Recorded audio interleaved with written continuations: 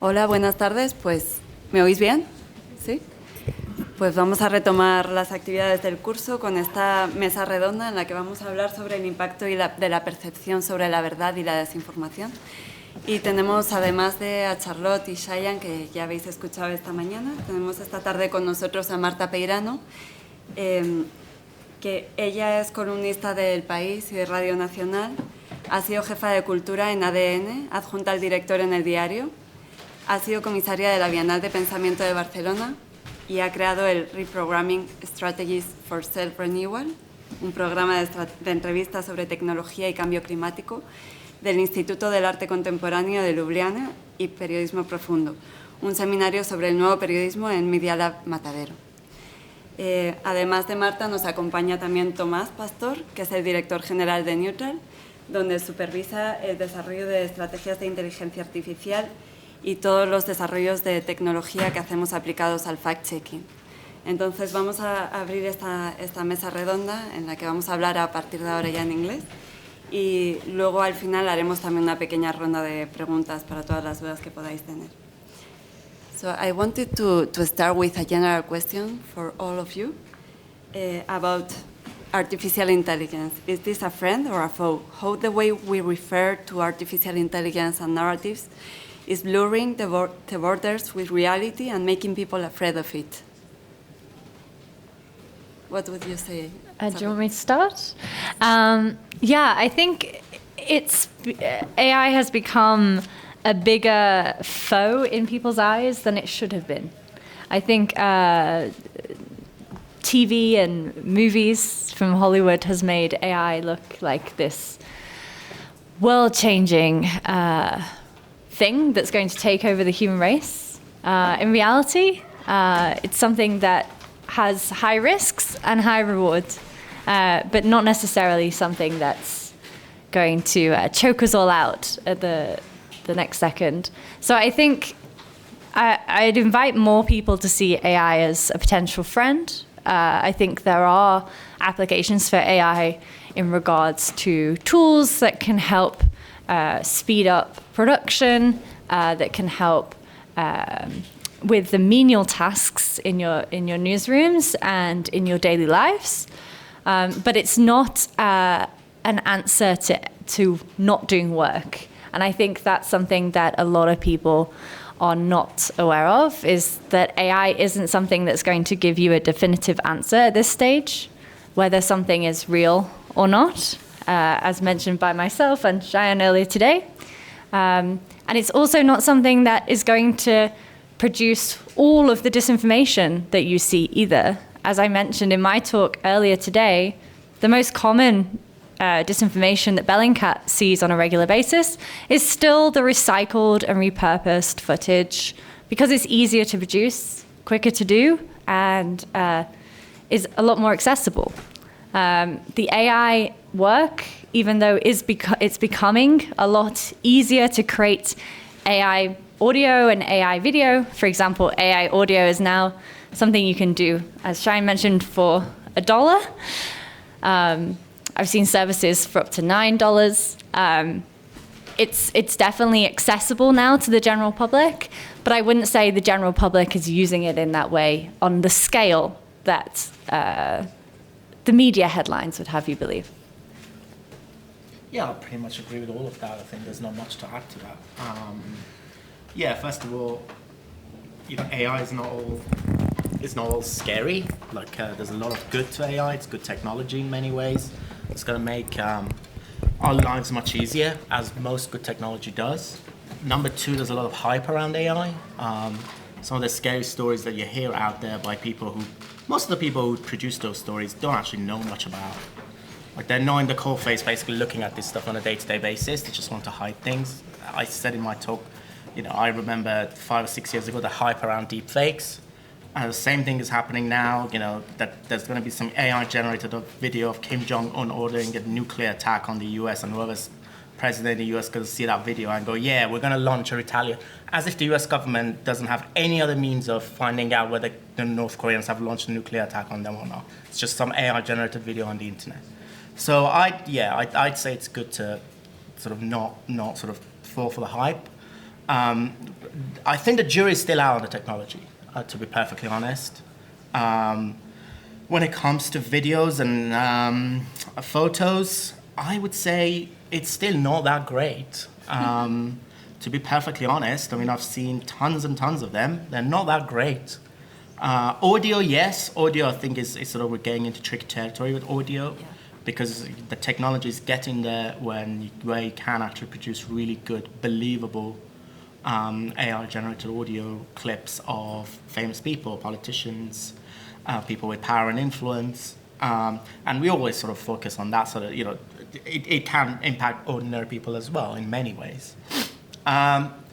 So we will see, like how bad it's going to be, but I totally concur. Like most of the really sort of viral, impactful misinformation and disinformation that I see in my day-to-day work today is not AI. Well, on top of what you have already pointed out, for me, like I write about technology, and for me it's important to point out that AI is not a thing, it's actually just a concept, and it's become very useful for the industry because you can call anything AI these days. And the thing that we call AI these days is generative AI, is large language models, and they, of course, they come with a variety of problems, but we need to remember that what the technology is at the moment is a pattern recognition device, which can be very useful for a number of things. It just so happens that the 5 companies that are producing it at large scale have their own goals and interests. And their interest is selling this technology to replace content producing workers. In that particular context is, I think, the reason why we are all here. This is competing with us in a way that is cheaper, that is faster, that can be deceiving, and that can aid, I don't know, a number of very terrifying scenarios that we need to contend with. I think it is important to, I don't know, attend the research that, of course, people like Charlotte and Cheyenne are doing. It is important for us, the media, to reproduce the information that we're getting in a fair way. I think we are ourselves guilty of reproducing the hype that the companies themselves are projecting these days, and I don't know. I think we are in the very beginning of a trajectory that can literally change journalism forever, and not all in the wrong ways.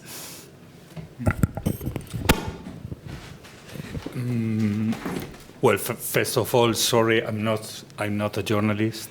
I'm an engineer, so it's a clear disadvantage with you.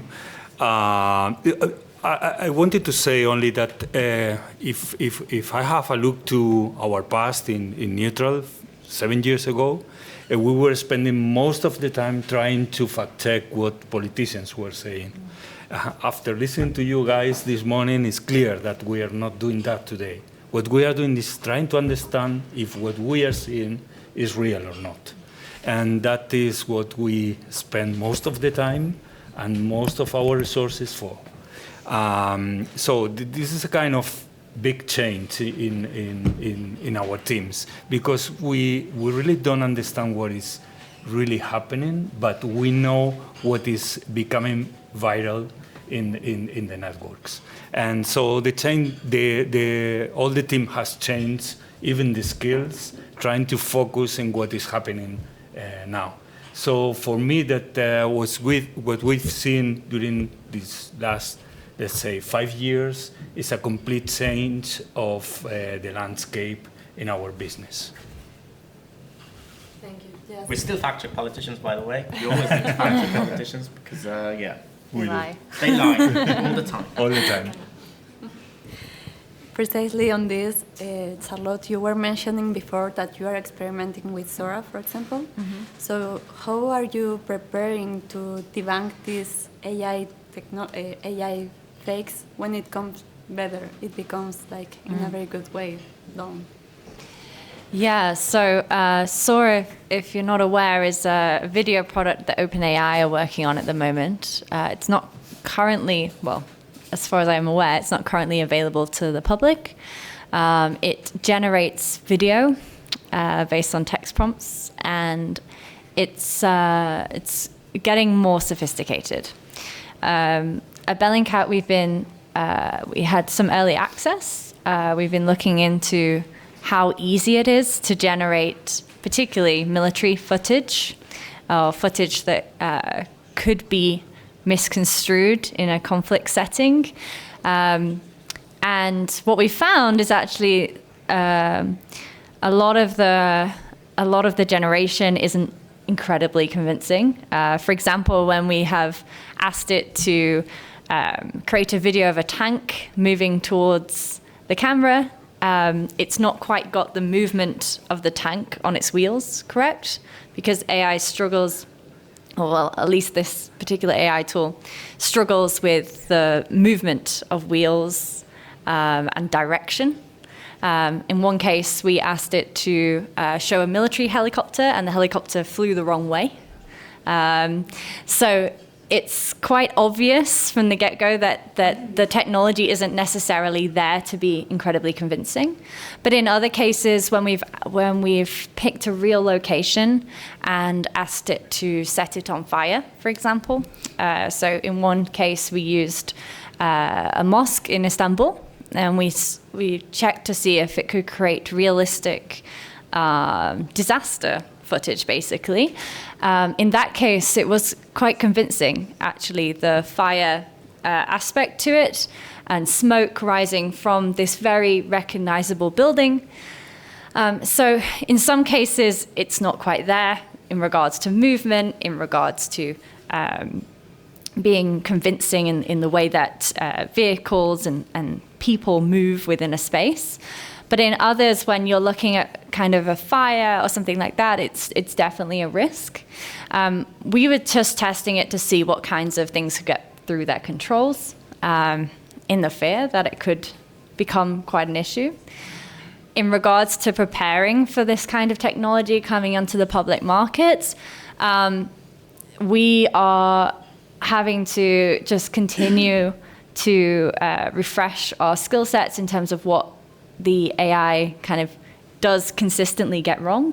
Often it's usually, I think as Cheyenne mentioned, it's usually the background things, because the eye focuses. In Cheyenne's example with the tie, for example, nobody in this room noticed the tie color change, but it was very much in your face. It was just because your eyes were focused on something else. And in a lot of the time, it's kind of retraining your mind to spot those bits in the background. The movement, for example, text is also something that I haven't seen convincingly done on the regular from an AI tool yet. So those are the kinds of things that we're trying to continuously teach ourselves on, but also it's the age-old techniques that we're going to have to keep leaning on in terms of, is there a secondary source to this? Can we find it online before? Is the person who's posted this a reliable poster?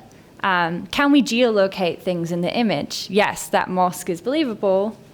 It is a real place. But if we look at satellite imagery, for example, is there any smoke arising from it? So we have to use common sense, and we have to use our age-old techniques to cope with the new technology coming in. And that's kind of how we're approaching it at the moment. Mm-hmm. Regarding this hype that we were mentioning before about artificial intelligence, Cheyenne, do you think it's a new, completely different threat, or do you think it's like a new technology that the bad actors are using as a new strategy, but to provide the same fake news that ever? I would say both. It's like, unfortunately, I'm not old enough to remember sort of most of these new technologies coming in and all the fear beforehand. Some of them actually proved to be, have some basis. In reality, some of them not necessarily.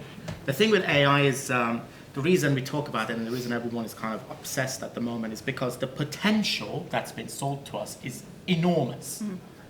But none of us knows whether that potential is actually going to be realized. None of us knows. I don't think even like Sam Altman in OpenAI knows whether that's going to be the case. And I totally agree with the case that they want to sell this technology to us. So it's in their interest to hype it up as much as possible. So we know the potential, we know about the potential that we've been told of what's possible, but we haven't seen it yet.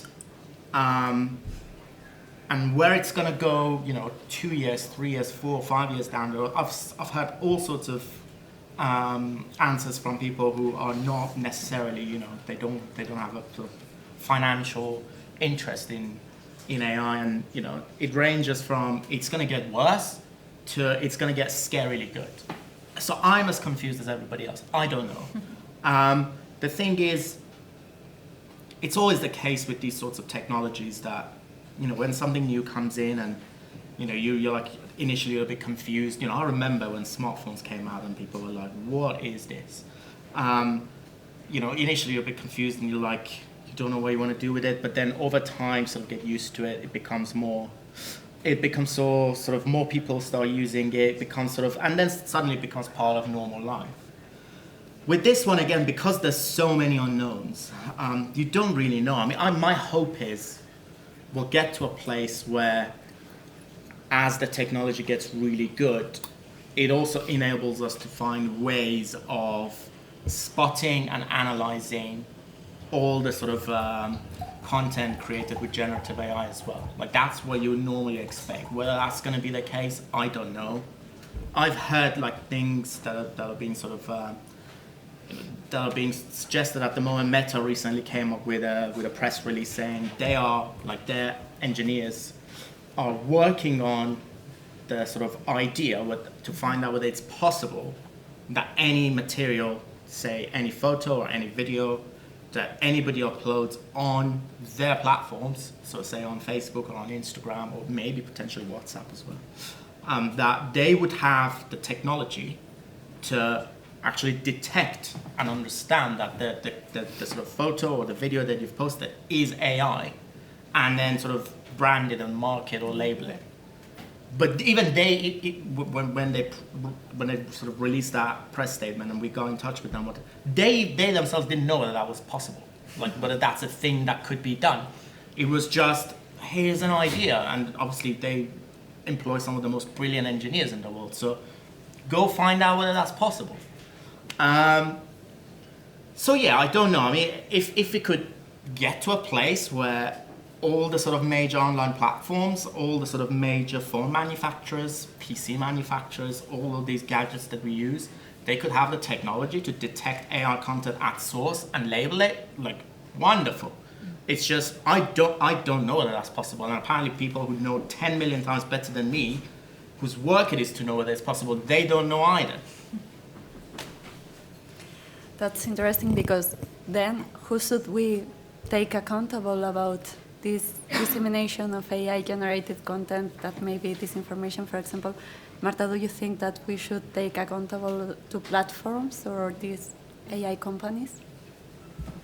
Well, I think this is a difficult problem to resolve, for sure. I am skeptical of solutions like, watching what the AI is doing wrong, because what we have seen is that it corrects itself real fast. So whatever it's doing, like I remember there was a time where deepfakes would have no blinking, and that solution lasted for a second because, of course, it was immediately corrected by the companies. I think also we are juggling with solutions like identification of sources, which comes with its own very problematic collaterals. Like you don't want to put in certain governments' hands the ability to identify everyone that puts a photo on the internet, for instance, for a number of reasons. But But what is also true is that most of the very realistic AI is produced by a very, very small number of companies, which means that most of this material is produced in the same servers, and those servers are normally closed not only to the public, but also to the authorities. They cannot be monitored. They are protected by intellectual property laws. And I think this is a problem. And I'm going to make an analogy that might be a bit cheesy, but I think it kind of works. Like, there is a reason why you can buy a can of sardines in the supermarket and not kill your family with it.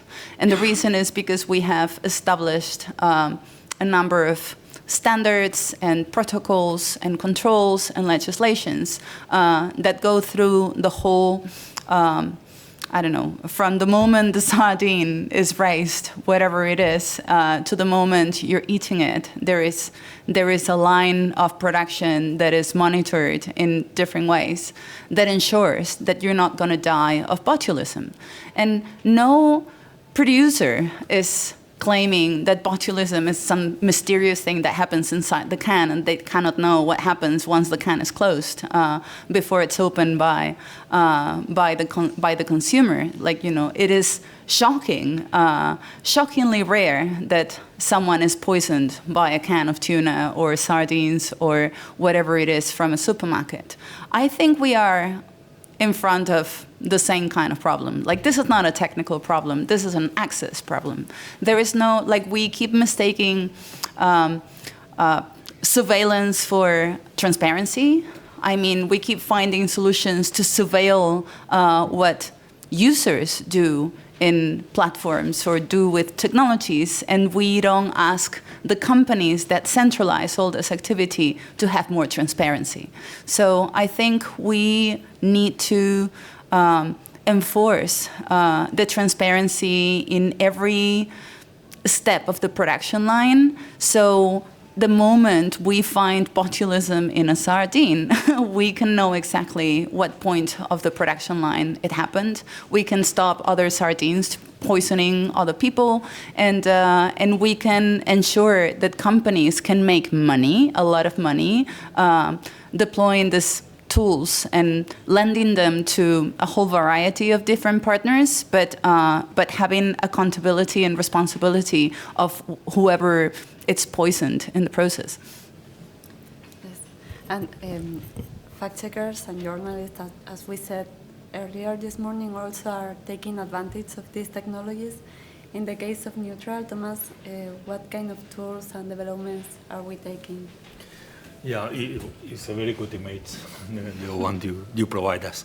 What we are trying to do is what we were seeing this morning is that we have a lot of tools, and you can do things quick, but it's not enough, because even when we have a lot of automatic tools and things, the problem is that the day they are publishing anything till the day we are providing the verification takes too long, things are over there, and people is reading.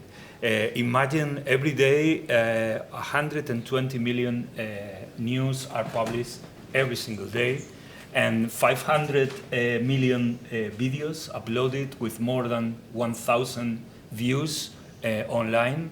Same ratio for photos. Imagine the amount of information we should be verifying every day. So what we try to do is to reduce time. In some parts of our process, we reduce 90% of the time we spend it in the past verifying things. Not to reduce cost, is to be able to reach more and more contents to be reviewed, to be fact checked. And basically that is our goal. Our goal is to be able to provide more fact checking, more verification to more contents. And how.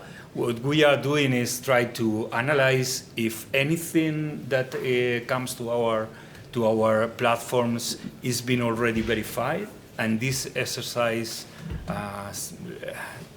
we can think that it's easy, but it's not. This claim matching exercise is very complex in general, and with multimodality is more and more complex. I mean, when you mix sound, video, and photo, the exercise is terrible.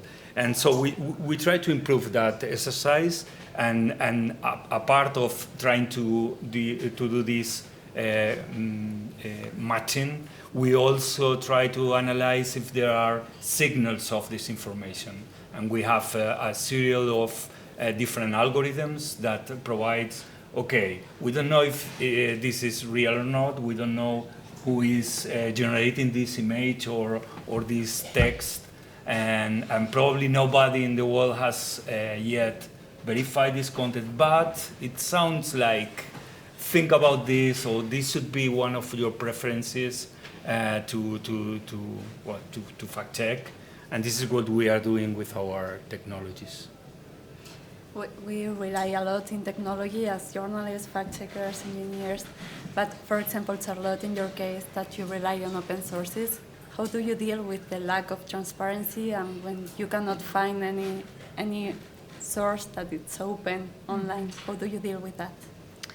Yeah, I mean, in Bellingcat's case, we probably wouldn't report on it. We'd claim that there's not enough material for us to conclusively come to any findings. That has been the case. I presented some this morning. And then in some cases, when we are reporting on something, it might be from a space that you can technically access, but you might not want to. So, for example, we did a series of articles on an organization or company, several companies actually, that were creating non-consensual AI porn. These companies operated Discord servers with their customers who were actively sharing images that they generated using the tools, which included CSAM, and which is child sex abuse material, and obviously also of women, both celebrity and the general public, using AI. So we had to showcase some of the messages within that chat because it was relevant to our investigation. We had to also showcase that the server exists, but we weren't necessarily wanting to point people to this kind of material. So in those kinds of cases, we provide screenshots, obviously blurred in cases. With the child sex abuse material, we referred it on to authorities. And with the Discord server, we chose not to link it, but we linked to the websites that had the joining pages on, just to prove that it was an existing company. In a lot of cases, it's an ethical decision on our side whether we link to the original video or the original server or the original post, particularly if it includes graphic content or content of a disturbing nature. And I think it's a decision that you have to make as an organization who wants to be completely transparent, wants people to be able to replicate our methods, but doesn't necessarily want to add to the trauma of everybody as well. So that's something that we have to make an ethical decision on a daily basis. A lot of the time it involves us archiving the links ourselves so that if they're removed, because the beauty of the internet is not only do things appear all the time, but they also disappear all the time. So a lot of our job is also actually archiving this content and keeping it safe for referral back in terms of research, in terms of our audience as well. Talking about the challenges we find in our work, how do you deal with, you talk a lot this morning about audio that are synthetic and AI generated, but what do you do when you have a probability but you are not completely sure about if a content is AI generated, specifically audio? Yeah, I think that's basically the sort of biggest issue for me at the moment in my line of work is AI generated audio. Because there are really no clear answers. And as I said earlier, and I suppose most people have heard these clips, seen these clips, you can actually create really good AI audio at the moment. The technology, at least in terms of audio, the technology is actually really good and it's getting better. So, and in some cases, like thankfully, thank God, some of the biggest examples we've had so far in like elections, they've been easily identifiable, not by the fact that you can tell that doesn't sound like President Biden or our Prime Minister Keir Starmer or Narendra Modi, the Prime Minister of India, by the fact that the content is so ridiculous and so far-fetched that you go, yeah, there's no way Joe Biden would say that, there's no way Starmer would say that, there's no way, you know, this person, that person would say that. But you could easily produce something that would sound believable. And there are two major issues with AI audio. First of all, how can you be 100% sure it's actually AI? If you cannot trace it, sometimes, and sometimes you do trace it, like you trace it back to, there was like one we had in the general election campaign of a Labour shadow minister who is now our health secretary, that we traced it to the guy who did it on TikTok, and we knew he had a record of doing AI audios, but he wouldn't tell us that that was AI. He was insisting that was real. And the politician was saying, there's no way that's real, that the exchange has never happened, and it did sound far-fetched. But if the person who's most likely created it is not going to say that's AI, how are you going to prove that? It's not that simple. We've tried sort of partnerships with a few universities in the UK and also in America who have teams of engineers who do audio analysis, who think sort of they're sort of getting better, sort of differentiating between audio that is organic and audio that is AI, and also audio that is edited. But again, it's that the line between audio that is real but edited or misleadingly edited and audio that is completely fake and generated with AI, that's a fine line. So I would say it is basically a work in progress, and there's no clear answer to it. Sometimes, and most of the times, you know, I myself, when I want to refer to an audio that is AI, I don't say it's AI unless the person, we trace down the person who created it, and they say, yeah, I did it with AI. Like the example with Joe Biden, NBC News traced down the bloke, and he said, yeah, this guy paid me to do it. Otherwise, it's actually not that simple to prove it. I mean, you can get away with saying it's fake. That's fine. You can say it's fake, but to say specifically that it's AI, not that simple. Also, can I make a comment and see what you guys think about this? There is the idea that because this is a technical tool, there should be like technical means to identify when an image or an audio has been manipulated with AI. But the problem is that we are in a time where everything is manipulated with AI. Like I remember almost a year ago when Samsung created a tool where you can take a picture of the moon, and the moon that appears in your picture is not the real moon that you're taking a picture of. I mean, it is the moon because there's only one moon that we can see from here. But it's not the moon in terms of, it's not the picture you have taken. Samsung was taking the moon they had in their pocket and planting it in your picture because it would look so much better. It would look like you took an amazing picture of the moon. So there was debate about this. But now every picture you take from every phone, from every smartphone, I mean, will have AI that improves your skin complexion, that improves your hair, that improves that makes your eyes stand out to make you pretty, basically. And so that picture that you take unknowingly has already been manipulated with AI.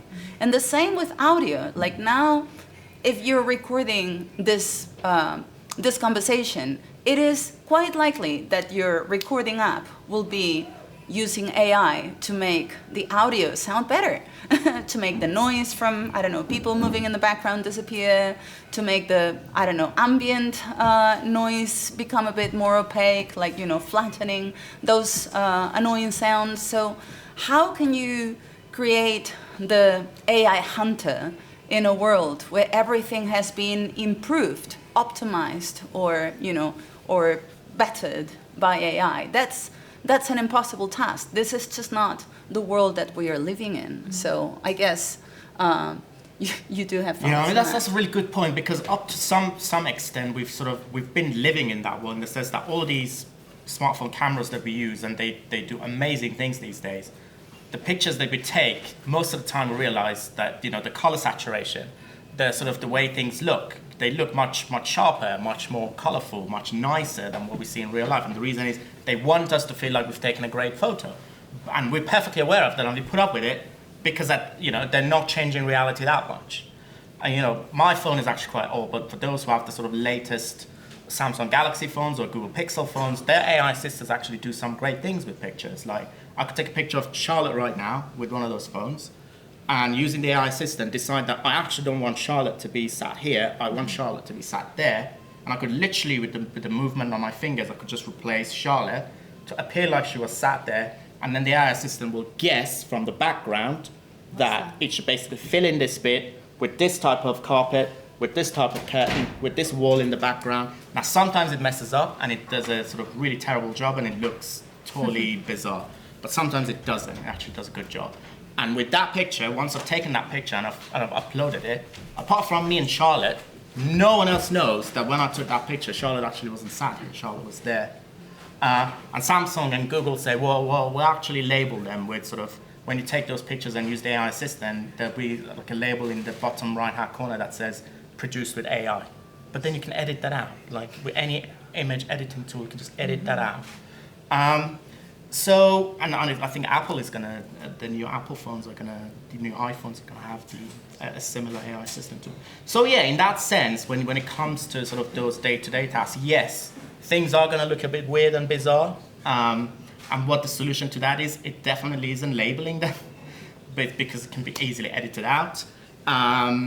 Yeah, it is possible that we're gonna find ourselves in a really bizarre world a few years from now, but we'll see. As I say, and I'm sort of constantly stressing this, I don't know.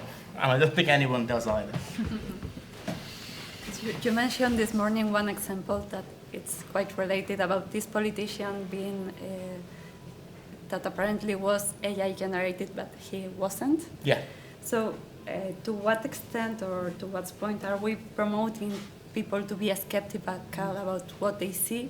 And isn't this a victory for bad actors that want us to be confused and don't believe anything?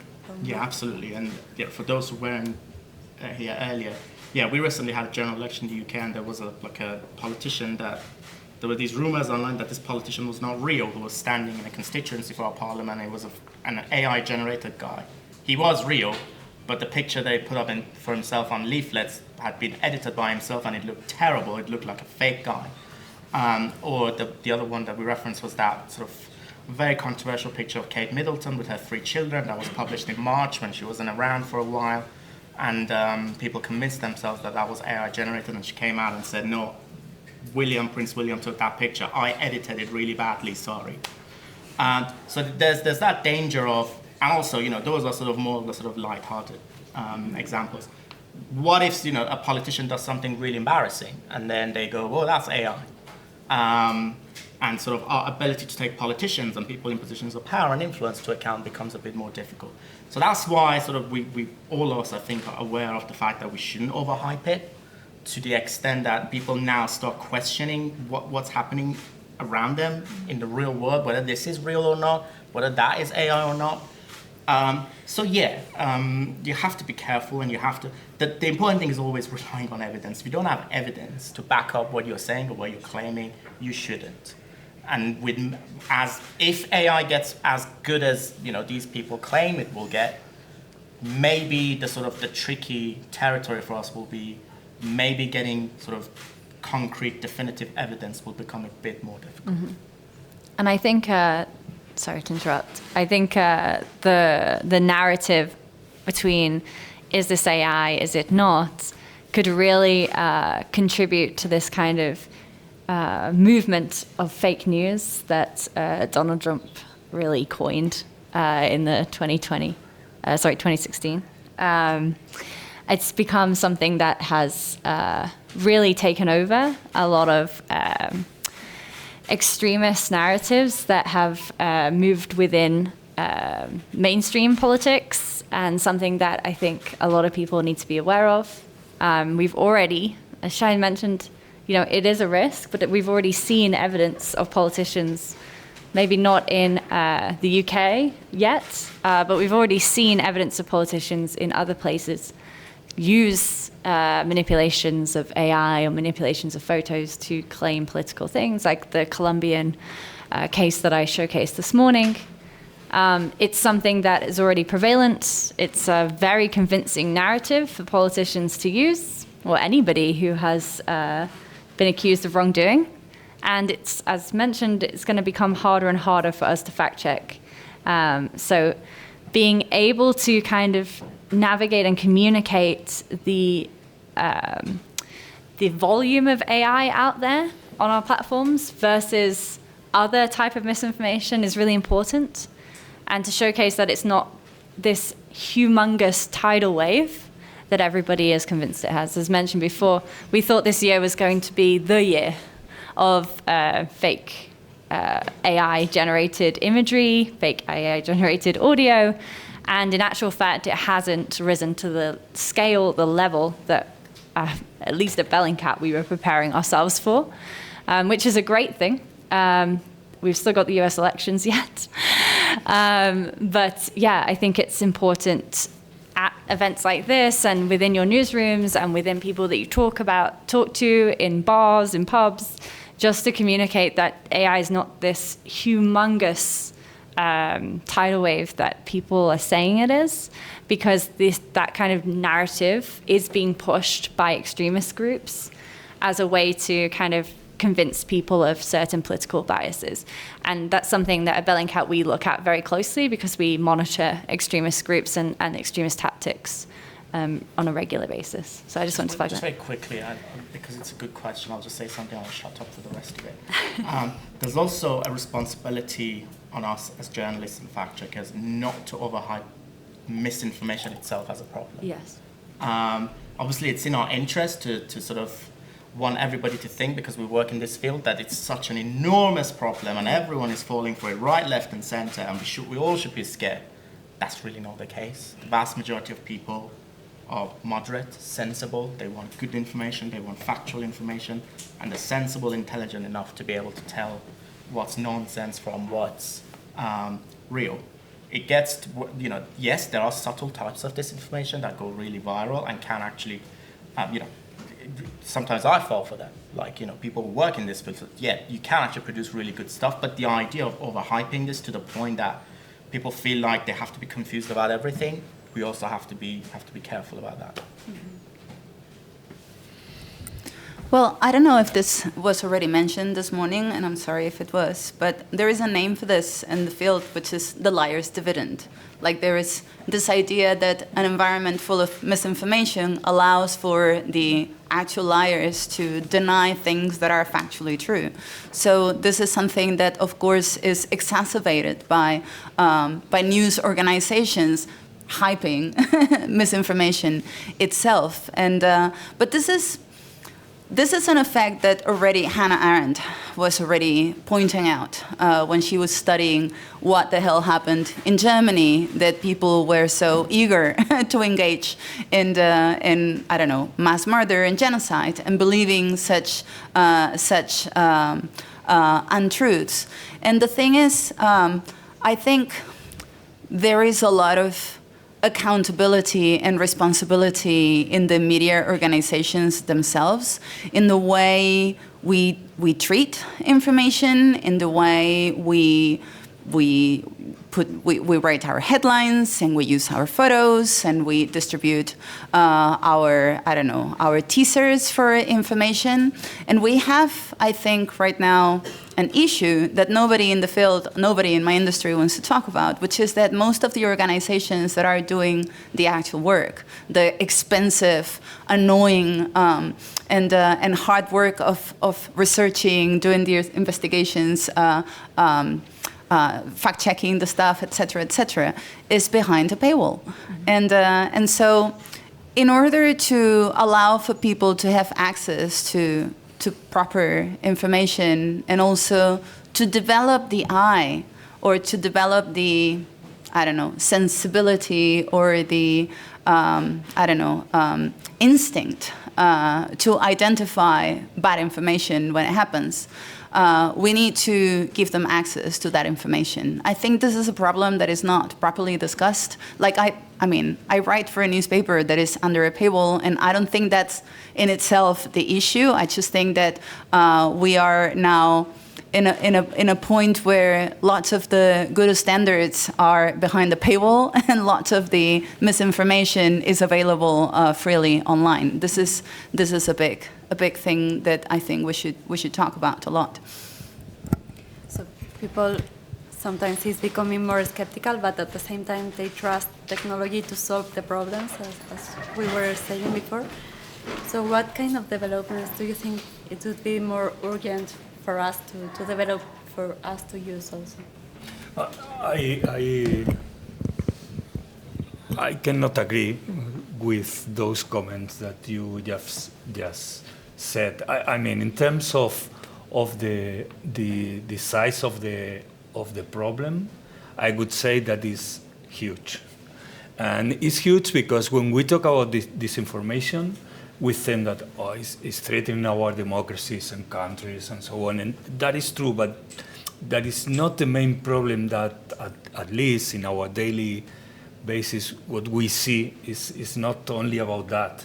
It's not that important if we receive a photo of Biden waving nobody at the G7. I mean, that is not the more relevant thing, but what we see, from my point of view, what we see is a lot of people misled by information about miracle diets or food or a lot of things, daily things. My kids receiving information through TikTok, and they don't know about Israel. Yes, they know. But they receive the information through TikTok. They don't know about what is happening in Ukraine. Yes, they know. They know what they receive through those platforms. And so, for not for journalists, not for us who are in the business, I think that the problem is different. And from my point of view, that is our main challenge now.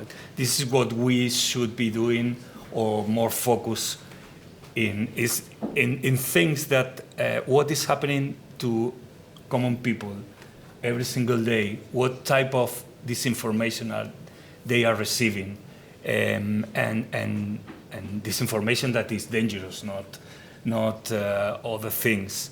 And I think that the problem is now enormous, but with generative AI became incredible, because it's true what you say, that obviously the videos are not robust enough, and we as experts are able to see what is fake within a video.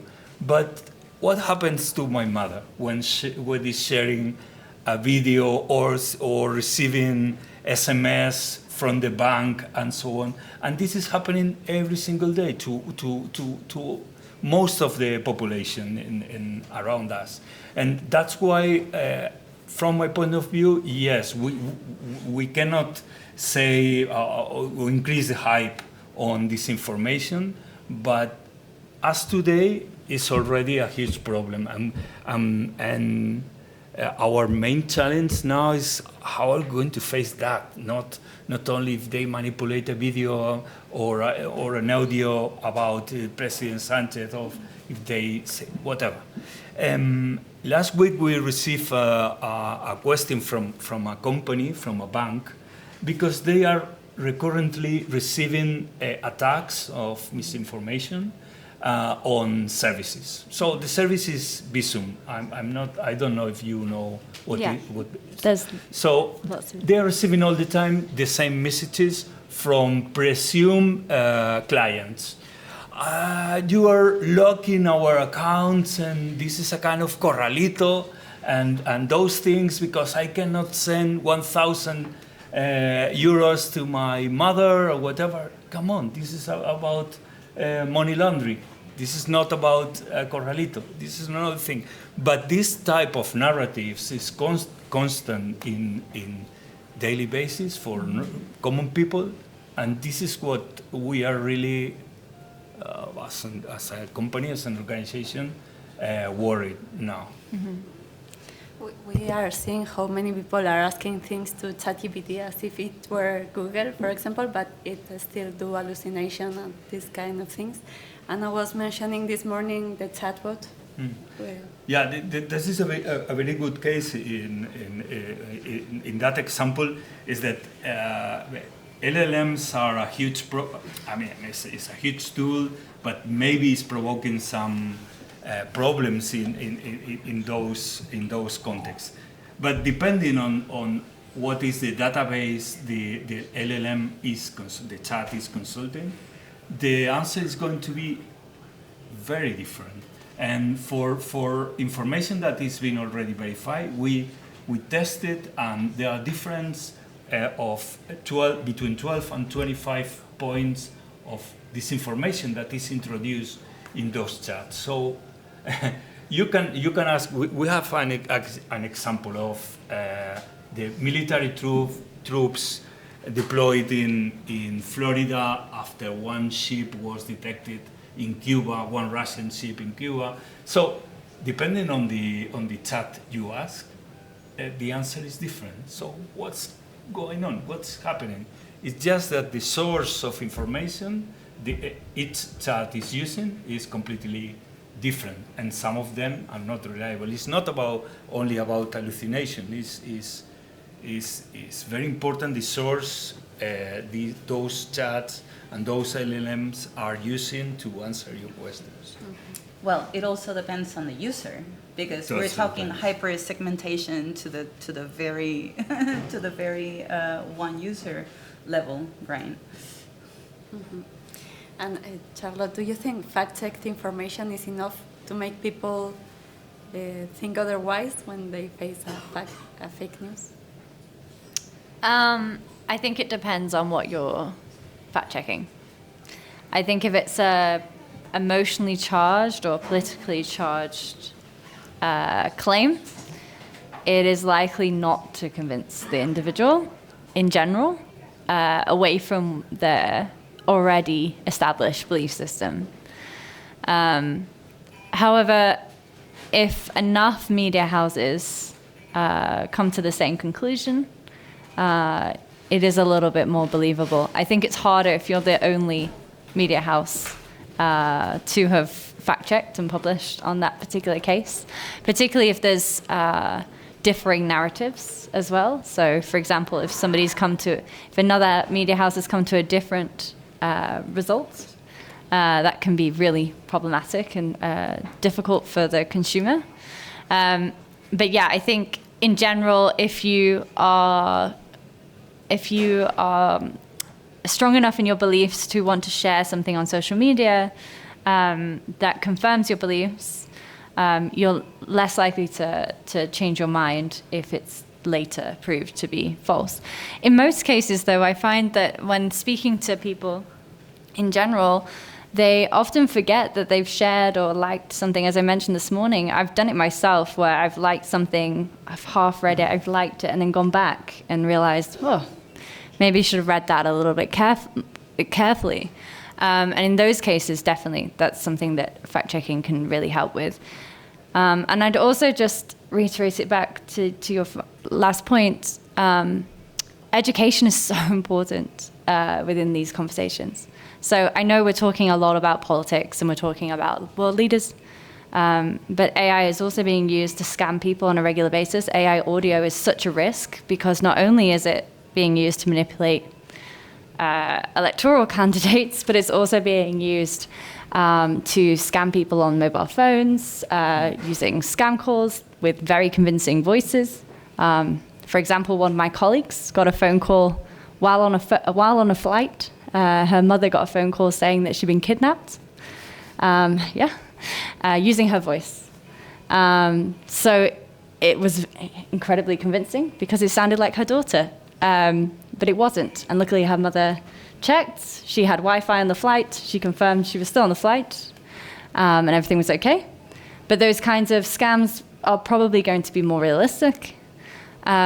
So it's not just what you consume on social media. Education is important, fact-checking is important. These skill sets that we're talking about is important because it's not just something that's going to reach you. You can't just shut off your social media platforms and say, I'm not going to be impacted by misinformation or disinformation. It might come across on your phone. It might come across from a friend's conversation. Perhaps they've been targeted in some way. So it is affecting individual people as well as our states and our politics. And in terms of fact-checking, I think it's just important to put the information out there, be as transparent as possible, so people who are dubious or not quite sure whether to trust you or not can then go through the steps that you've shown. And really hope that, as Shine said earlier, that you can convince at least one person, because that's the point of doing it all.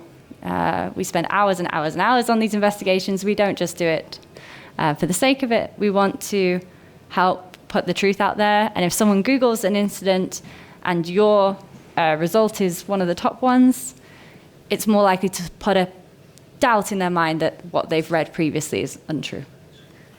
I would like to add something regarding some advantages that we have sometimes and that we don't use so often. And the first thing I said here was that the AI that we call AI today is a pattern recognition device, and this is a very useful tool for us journalists. And one of the reasons why I think that is because most of the disinformation that we are dealing with, for instance, in Spain, is generally not that original. Like it's been recycled several times before it gets here. And what I mean is, like, it is very rare that, whatever political party that relies a lot on disinformation has been copying Bolsonaro and also maybe the Trump's campaign, or has, I don't know, a number of qualities that have already been tested and improved in places like Philippines or Venezuela or Mexico or a number of places. What I mean is, if we do have a pattern recognition device and we do have amazing fact-checking teams that are using their pattern recognition skills to identify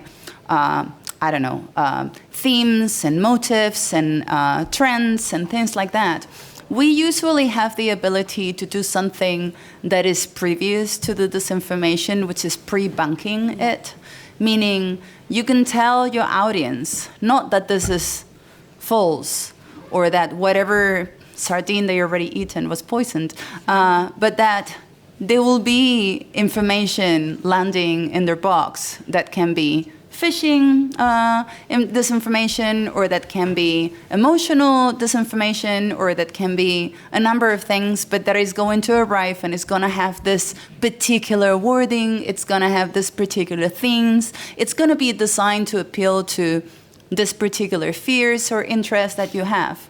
And you're going to have to recognize it when it comes. You cannot wait for me to tell you that it's not true. This is what pre-bunking is. And it's a very, very powerful tool, especially if you live in a country where disinformation comes already recycled. It's been digested several cycles already. And I think this is particularly important in the cases where you cannot really fact-check, or fact-checking is irrelevant. And there is one case in particular, which is fake porn. Like, the #1 use of deepfakes in the world right now, every day, by a long run, is non-consensual synthetic porn. And usually, the 99.9% of the victims of this non-consensual porn are women.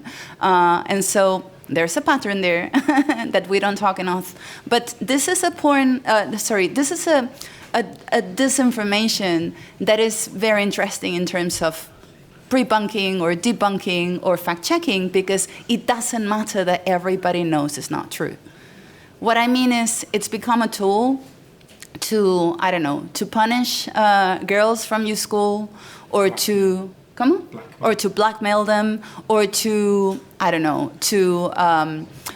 to attack a woman that is a candidate for elections or for a high position in her company. So it's a very useful tool for attacking women in general. And debunking it doesn't do anything. So in that sense, I think the media literacy has to involve not only the ability to identify misinformation in the shapes that we already know it has, but also the ability to debunk emotional disinformation, which is also used in politics very often. Like, for instance, if you see, I don't know, Nadira, I don't know, anyone, I don't want to name names, but if you see one of the candidates in an elections like doing something heroic or doing something amazing, it doesn't matter that you know it's not true. What matters is that it gives you an image that is heroic, which is an interesting day to talk about this, because of course we're all thinking today of a very heroic image of a very unheroic man. But what I mean to say is that there is a lot of work that needs to be done before the disinformation arrives to a person. And of course, the phishing techniques, which are so common, is one of them. Like, you know, banks are telling everybody, we will never ask you for your information in this particular context. We will never call you to say this and this and that. So we have a lot to learn from, you know, these organizations when it comes to, I don't know, protecting our readers from bad news. I will do one last question and open the table for other questions. But once you said that social media is not good for sourcing, and go to the source or the official source is one of the main advice we do in media literacy. What do you think we should do with this? Yeah, I mean, that's a $10 million question, because actually sourcing is really not that simple. These days, with the sort of type of content that we work with, content travels across platforms very quickly. It's not even necessarily that it's generated on Facebook or TikTok, or it sometimes comes from like a really fringe platform. A lot of online sort of misinformation and conspiracy theories and nonsense usually is generated from 4chan. Sometimes it's even more fringe platforms that people may not even have heard of. And then it's recycled and copied and reposted on major platforms, and that's where people see it. So tracing back content to the original source is a necessary part of our work, but a very difficult part of it as well, and it's not always possible to do it. And it's actually a tricky thing to deal with, because if you can't necessarily source it and trace it, should you report it or not? Normally, the principle is, if you want to report something like that, you have to trace it, and you have to get in touch with the person who did it, and preferably speak to them. If they don't want to speak to you, at least know that that's where it came from. But if you know it's not true and you can't source it, should you report it? Should you not? There's, it's a tricky territory, and sort of going back to what I said earlier, that's what I always sort of focus on. I think it's best to focus on stuff that is viral, because then you've given yourself the justification and the safety zone of, I'm covering this despite the fact that I haven't been able to trace it, I haven't been able to find the person who did it, but it's actually getting traction online, and real people are seeing it and believing it, and it has to be countered. There has to be a counter narrative to it. That's usually how I do it. But yes, sourcing, actually we're just talking about disinformation here. Actually, Charlotte would be well placed to talk about this. When it comes to, sort of conflicts, the war in Ukraine, the war going on in the Middle East at the moment. Before that, the Syrian war. Jesus Christ, I mean, can you imagine how difficult sourcing videos? We have videos that most news organizations, including Bellingcat, us, and others, open source teams are working on, of real sort of horrific incidents, like war crimes, that as part of your work, that's like a really important part of your work as a journalist, is to first raise awareness of something that is actually a war crime that's happening in a remote part of the world, in a war zone that most people would otherwise not have known or heard about, and B, try and bring those people who are responsible for it to account. But then, with some of those videos, I mean, tracing them, somebody, it's a war zone. How are you going to trace a video in a war zone? So it's like that's, we could actually have a separate session for hours and hours on that one. I would say, preferably always source it. your intention should be to source it. If you can't source it and you want to report it, do it if you're 100% sure and you've got the evidence that it's not true and you've got the counterpoint to it, and you know, your analysis can stand up to scrutiny. If someone says, well, hang on a minute, how do you know? You go, well, here it is.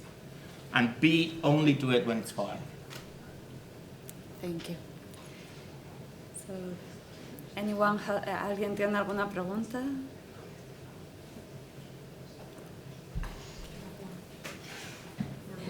Do you think platforms must remove this information or just warn people this is false or not? In Facebook, in After somebody has, an organization like ourselves have verified it, do you mean? Or Yeah. immediately? Immediately. TikTok. I mean, I think sometimes it's difficult for the platforms to know. They'd have to go through the same basics checks as we would. And then obviously if, for example, if Bellingcat has said something is false, as somebody who would run a platform, I wouldn't necessarily know whether to trust one media organization's opinion. Obviously, we do our due diligence, we show all of our methods, but I don't know if it's the basis to remove something. I think in most cases it's important to add a note. So I mean, community notes have horrendous problems, but they have been useful in the case of leaving a trace, if something is AI or not.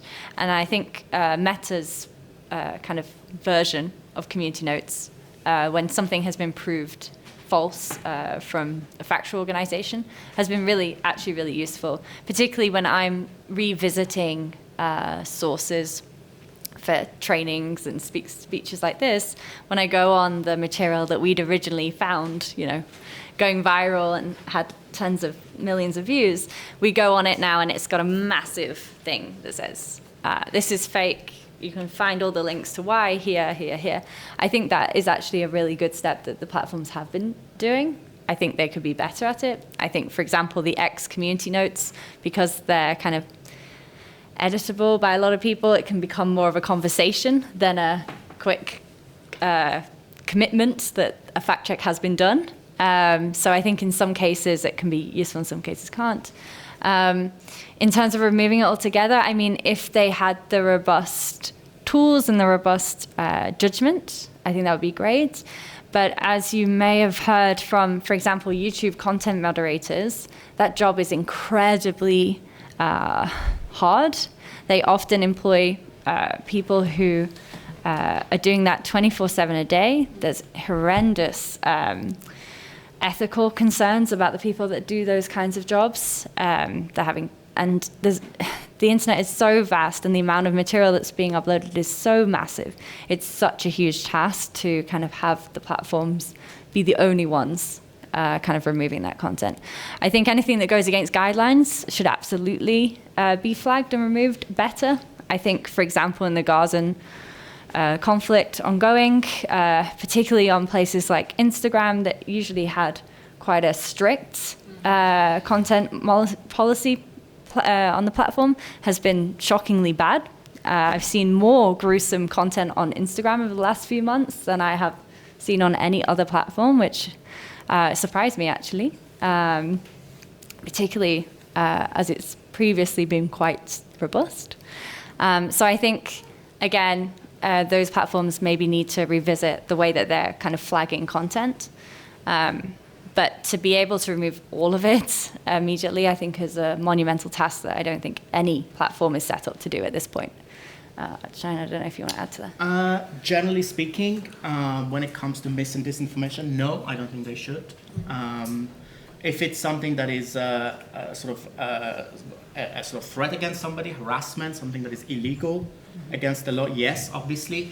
If there's some sort of real life risk to somebody, yes.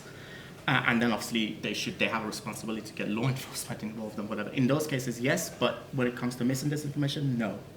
I was born and raised in partially raised in a country, in an authoritarian country where the government controls what you can say and what you can think. And trust me, it's not fun. And one of the worst things that we as journalists and fact checkers can do, and one of the biggest threats to our industry, is if we're perceived as promoters and agents of censorship. There are actually there are things that are more important than all of this that we've been talking about. And the concept of free speech and being able to think and say what you like and what you believe without any threats is one of those things that actually goes above and beyond all the rest of it. And the platforms are particularly awful when it comes to this stuff.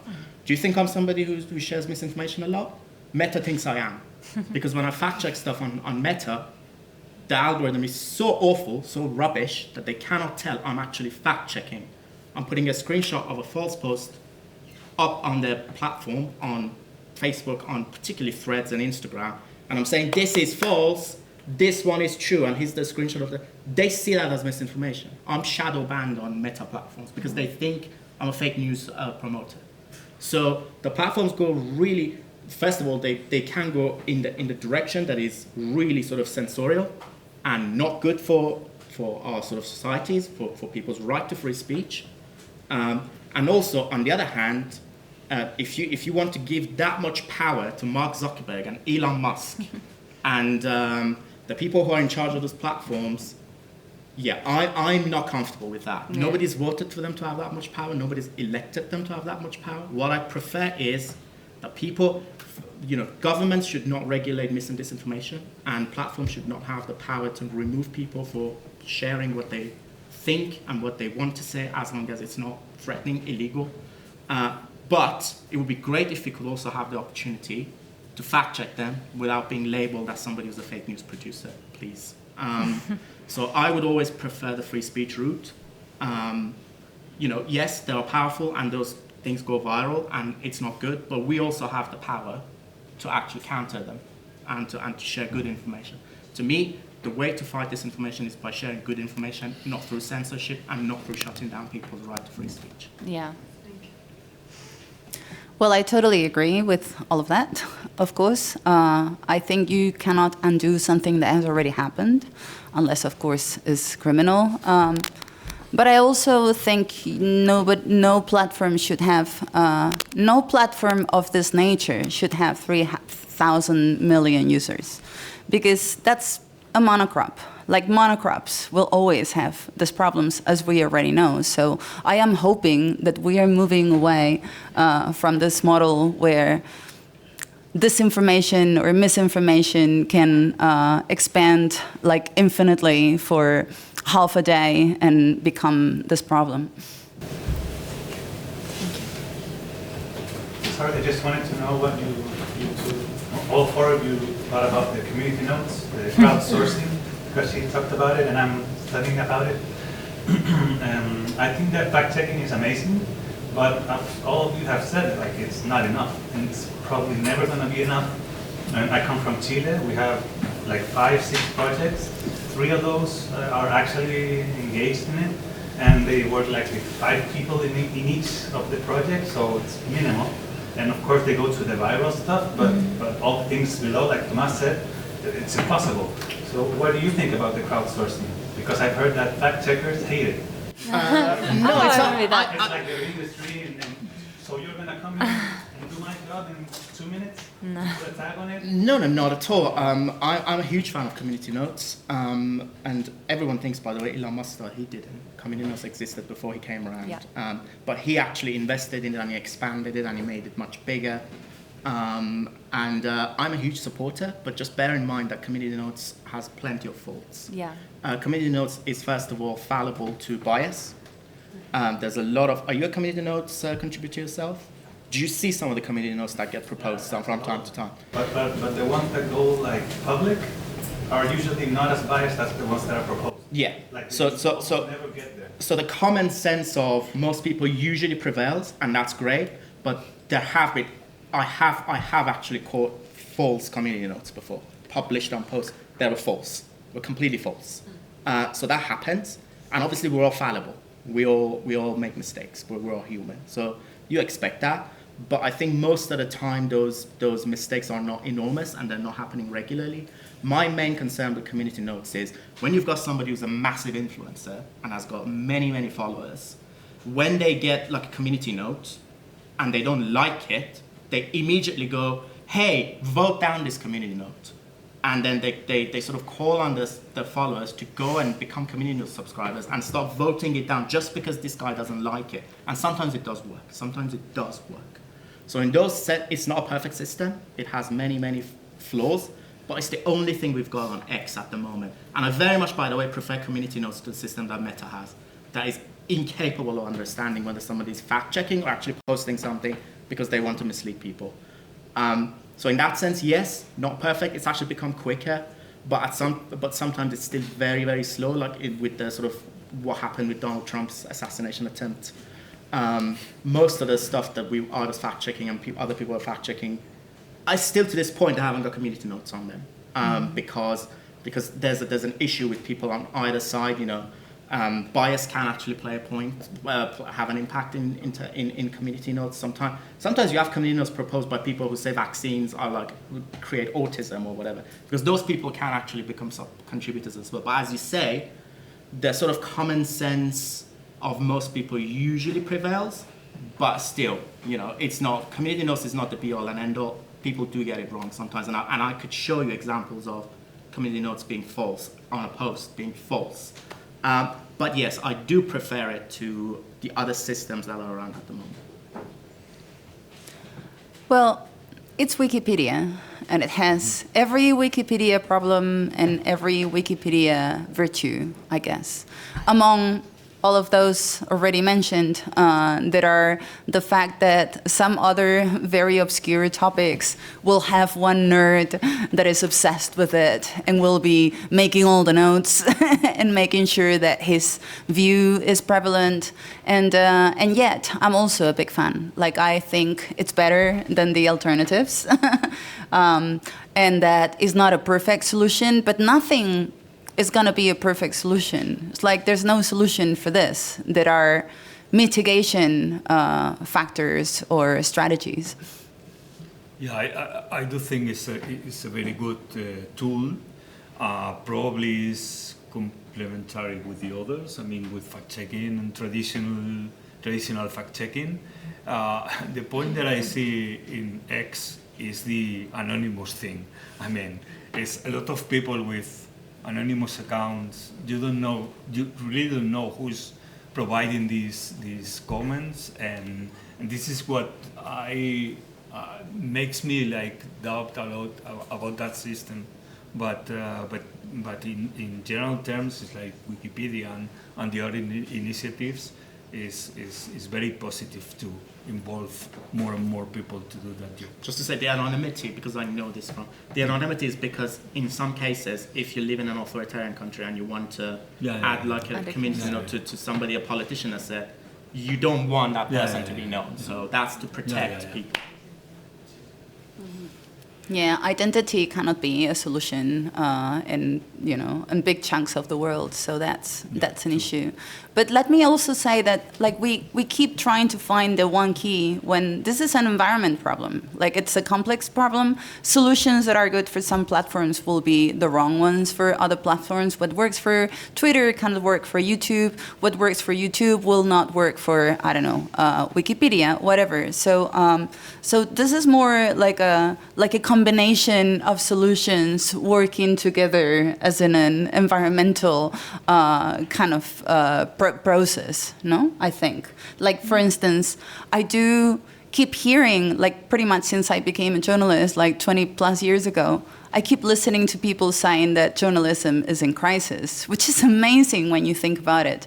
I do think that we're living in a golden era of journalism. I think people like Bellingcat and I don't know, forensic architecture and a number of different agencies are literally inventing tools on the go of how to verify things, how to triangulate sources, how to establish like a level, strategies of verification and information setting that have never existed before. This hasn't happened in a century. Like, this is totally brand new. It is technology based, but it allows for us to do amazing things. What I hope is that big media will be adopting these tools faster than they are doing it now.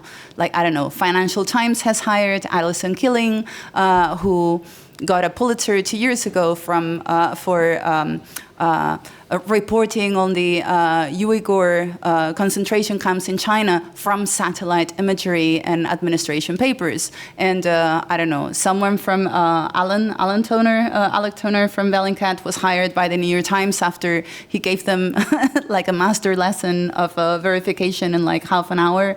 I think there is a lot to learn from agencies and I don't know, the people that came out with the Pegasus network were not working for any newspaper, and yet they gave us some of the most important journalistic material in the year. So there is a lot of greatness out there. I think we just need to standardize it and adopt it in the big media companies. Thank you. There's another. Returning to the discussion on AI, maybe it's a question for Marta. When I read reports on how chatbots are contributing to spreading disinformation on elections, sometimes I wonder if we are not taking the wrong approach, in the sense that if the power of the large language models are to identify and replicate textual patterns, shouldn't we assess the value of the outputs in terms of quality of the text and not in informative value? And in this sense, aren't we taking the wrong approach when investigating and we're speaking on hallucinations and chatbots giving false information?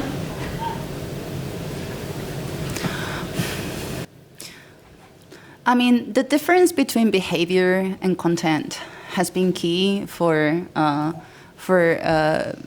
verification and fact-checking for a very, very, very long time. And I think it's wrong to tell people what's true and what's not. I think you should give them tools for them to identify it, or to at least be able to, I don't know, to acknowledge virtue signals from content that has been properly researched, investigated, and fact-checked, and distinguish it from the rest. The thing with AI tools is that they produce realistic material really fast and really cheap. And people are consuming those contents very fast and very cheaply.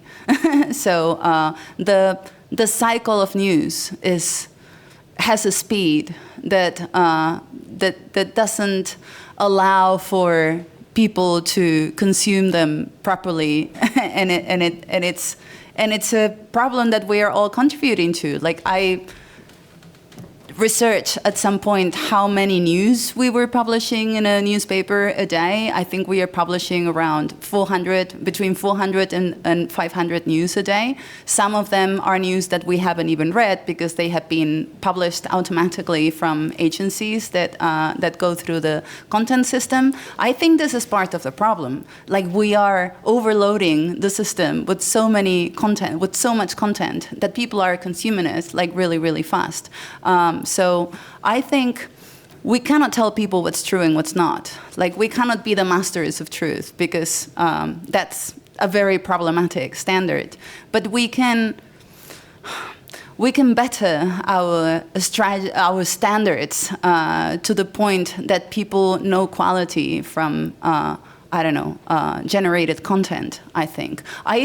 I have a weird optimism when it comes to AI content, which is that newspapers are producing so much content that could be literally written by AI or even bettered by AI, that I think the ability of anyone to use AI to write that kind of content should incentivize big newspapers to have better quality content. So I don't know if that answers your question. That's just my opinion. But I think maybe the fact that we are facing this endless content machine that has this particular quality will make us elevate our standards.